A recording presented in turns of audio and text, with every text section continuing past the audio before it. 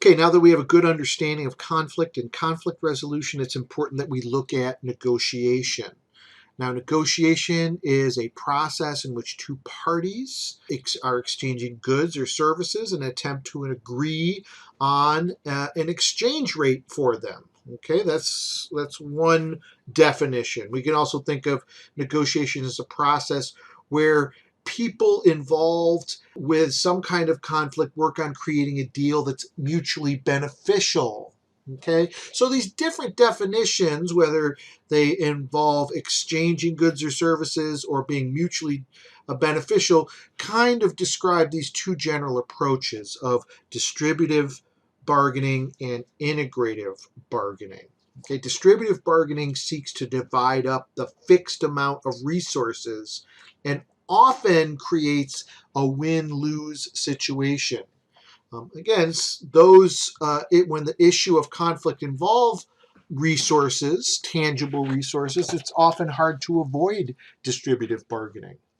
Integrative bargaining seeks one or more settlements that can create a win-win situation for all parties involved. So sometimes there may be some creative, innovative solution where both parties can be at advantage, and that's a win-win solution. So this slide describes the differences between distributive bargaining and integrative bargaining a little bit more. So in terms of their goal, when you're doing distributive bargaining, you want as much as you can get. In integrative bargaining, it's about expanding the pie, like growing the business, and then everybody can get more. So another characteristic of negotiating or bargaining is motivation. In distributive bargaining, we want to win and make them lose. In integrative bargaining, it's win-win. When we're looking at the focus of bargaining with distributive, it's about your positions. In integrative bargaining, it's more about interests and looking at shared interests or finding shared interests. In terms of information sharing, it's usually very low in distributive bargaining, but it's required to be very high in terms of integrative bargaining. So how you communicate is very important in integrative bargaining. And in terms of the duration of the relationship, distributive bargaining is usually kind of short term. Integrative bargaining is more long term. Now, when we think of the negotiation process, we need to think about different stages of negotiation, and they include preparation and planning, defining the ground rules, clarification and justification, bargaining and problem solving, and then finally closure and implementation. You should determine the positions of both yourself and the other party in terms of BATNA, the best alternative to a negotiated agreement. Basically, a BATNA is kind of your walk away point. Okay, it's the bottom line for negotiations. It's the lowest acceptable value to an individual for a negotiated agreement. Okay, now this certainly isn't where you want to start. Okay, but you got to know where you're willing to walk away, and you got to have a sense where the other party is going to walk away. Recently deceased singer Kenny Rogers used to sing, "You got to know when to hold 'em and you got to know when to fold 'em." And that has a lot to do in negotiation with your BATNA.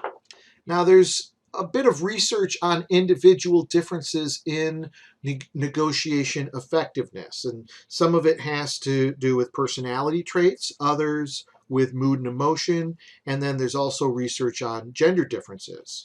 In terms of personality traits, it seems that extroverts tend to be weaker at negotiation because they want the people who listen to them to like them. It's good in negotiation to not care if the other side likes you or not.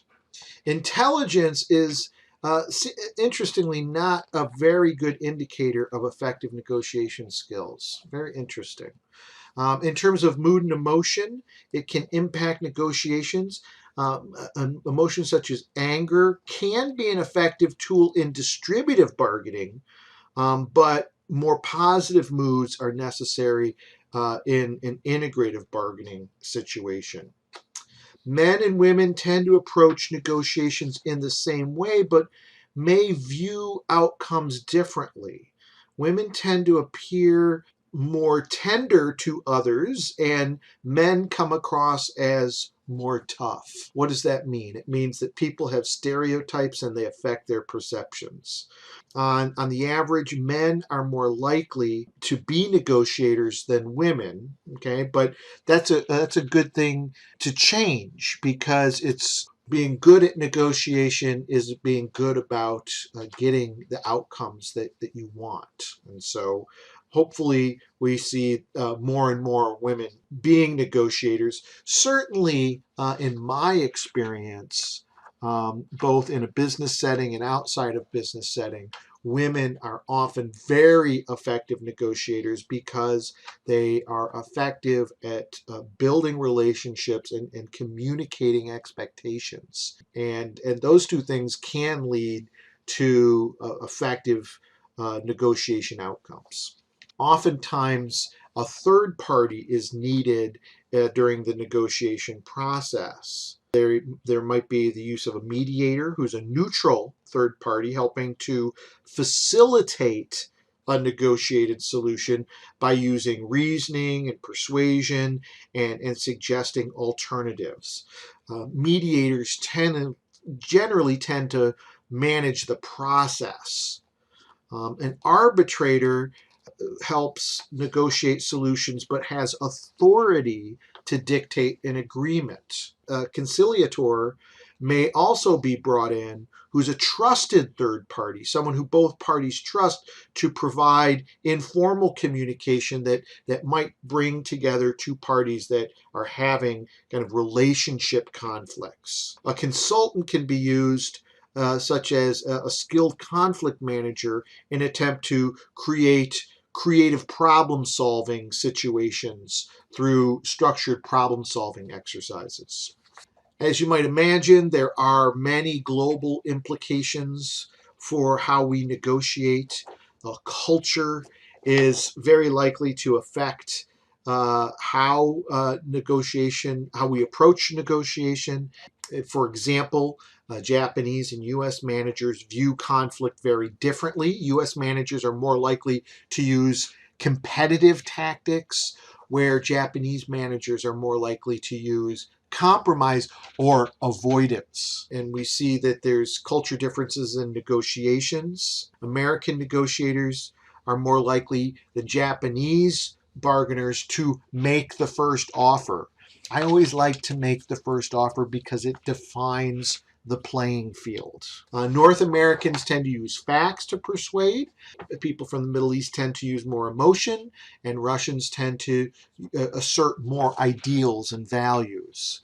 Interestingly enough, Brazilians say no more than Americans and Japanese. So some very interesting research on these global implications. Certainly another thing to think back to is Hofstede's model of cultural values, and many of those different distinct cultural values have implications for how people in different cultures approach conflict and negotiations.